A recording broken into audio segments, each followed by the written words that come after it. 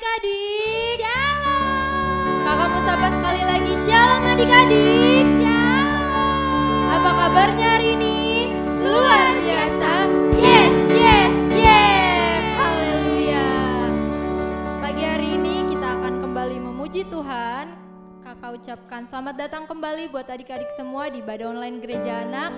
Pastikan adik-adik semua penuh sukacita, bersemangat untuk memuji Tuhan. Tapi sebelum kita memuji Tuhan, kakak undang adik-adik untuk bersatu dalam doa. Selamat pagi Tuhan Yesus, selamat pagi Allah Roh Kudus. Terima kasih Tuhan, karena Engkau masih memberikan kami kesehatan, memberikan kami nafas kehidupan. Terima kasih untuk orang tua kami Tuhan, yang mendidik kami, yang membawa kami untuk terus mengenal Engkau lebih lagi Tuhan. Bapa yang baik, kami ingin memuji Engkau pagi hari ini. Biar Engkau yang memberkati ibadah kami Tuhan, dari awal, pertengahan hingga akhir. Biar Engkau berikan kami roh puji-pujian, roh penyembahan. Biar hadirat-Mu Tuhan turun di tempat kami masing-masing Tuhan. Terima kasih Tuhan Yesus. Haleluya. Amin. Mari kita angkat lagu pujian Kecaplah. Adik-adik bangkit berdiri ya.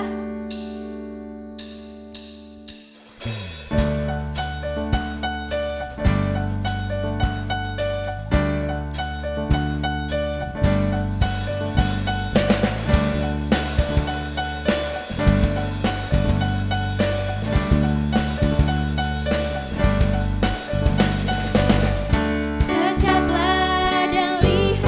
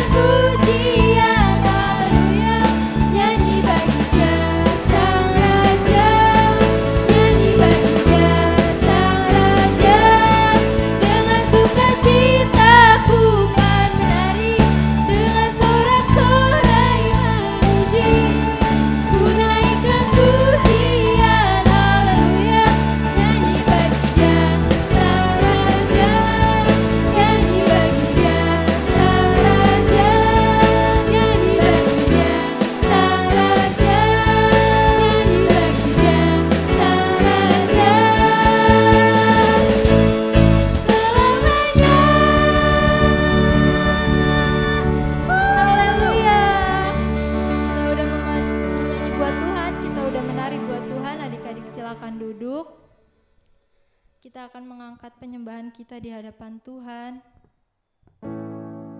Kita mau siapkan hati kita.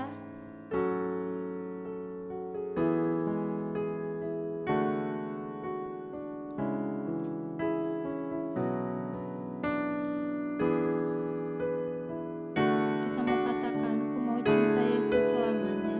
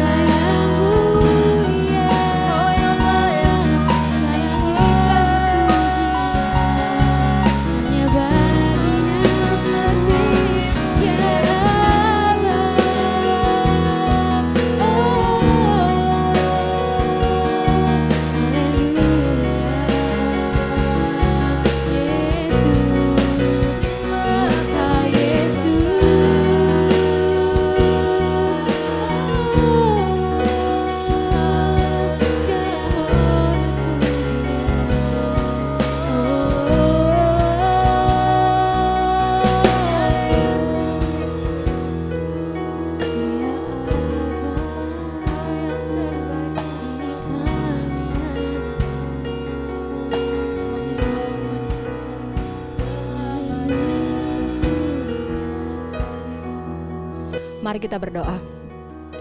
Terima kasih Tuhan Yesus untuk kesempatan hari ini. Kami akan mendengarkan firman-Mu. Tuhan berkati setiap kami, anak-anak yang mendengarkan maupun hamba-Mu yang akan menyampaikan firman-Mu. Di dalam nama Tuhan Yesus kami berdoa. Amin. Shalom adik-adik. Kak Sofi harap kalian semua dalam keadaan baik dan sehat. Kak Sofi mau tanya, kalian ada yang pernah dihukum oleh mama atau papa? Atau dihukum oleh bapak atau ibu guru di sekolah? Rasanya bagaimana? Pasti nggak enak ya.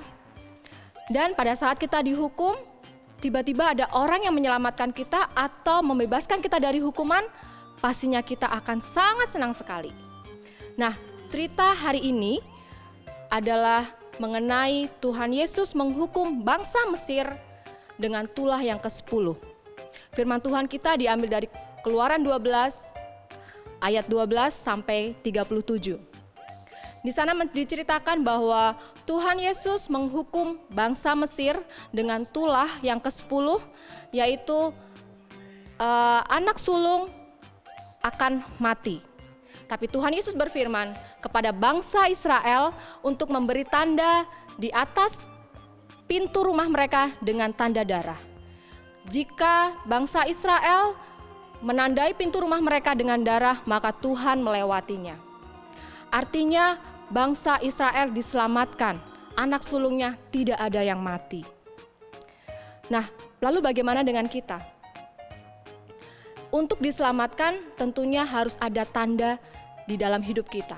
Kalau tadi bangsa Israel diberi tanda darah, artinya darah itu adalah tanda penebusan. Dan kalau kita ingin diselamatkan, harus ada tanda dalam hidup kita. Tanda yang membedakan hidup kita berbeda dari yang lain. Adalah tanda ketika kita semua pada saat mengalami kesukaran, sakit penyakit, kesulitan, kita dihindarkan. Kita bisa mengatasi semuanya dengan baik. Kira-kira tandanya apa ya? Ya betul. Tandanya adalah ketika kita menerima Tuhan Yesus dan mengundang Roh Kudus masuk dalam hidup kita.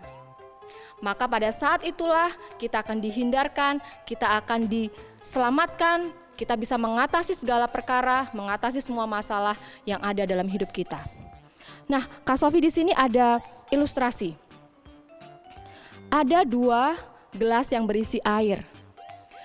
Yang satu diisi oleh pemutih.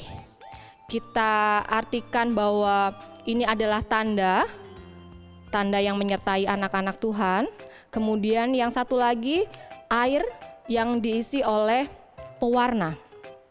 Kita artikan bahwa ini adalah masalah kesukaran ataupun sakit penyakit. Nah, Kak Sofi juga punya 2 stick di sini. Yang pertama, ini adalah anak yang tidak memiliki tanda dalam hidupnya, yang tidak mengenal Tuhan Yesus, yang belum mengenal Tuhan Yesus, yang belum menerima Tuhan Yesus dalam hidupnya. Nanti kita akan lihat apa yang terjadi ketika dia mengalami masalah atau kesulitan. Nah, stick yang kedua, ini adalah anak yang kedua yang sudah menerima Tuhan Yesus dan mengundang Roh Kudus dalam hidupnya, berarti dia punya tanda. Nanti kita juga akan lihat apa yang terjadi ketika masalah dan pergumulan itu ada dalam hidupnya. Kita coba ya. Ini anak pertama tadi yang tidak ada tanda dalam hidupnya. Apa yang akan terjadi? Yang tadinya putih dan dia dimasukkan ke dalam air yang berwarna, artinya ketika dia mengalami berbagai macam persoalan, yang terjadi adalah warna putih itu berubah menjadi kuning atau merah, mengikuti warna dari air ini. Artinya ketika dia mengalami masalah, dia mengalami percobaan, dia putus asa, dia tidak tahu harus kemana dia minta tolong, dia putus asa, dia mau mencari jalan keluar ada di mana, dia tidak tahu. Tapi apa yang terjadi pada anak yang memiliki tanda dalam hidupnya? Nah, kita tadi artikan bahwa air ini adalah tanda dalam hidupnya. Anak ini sudah mengenal Tuhan Yesus, menerima Tuhan Yesus dan mengundang Tuhan Yesus dalam hidupnya. Apa yang terjadi pada saat dia mengalami masalah? Wah, ini Kak Sofi bukan mau main sulap ya, tapi lihat apa yang terjadi. Wah, lihat apa yang terjadi.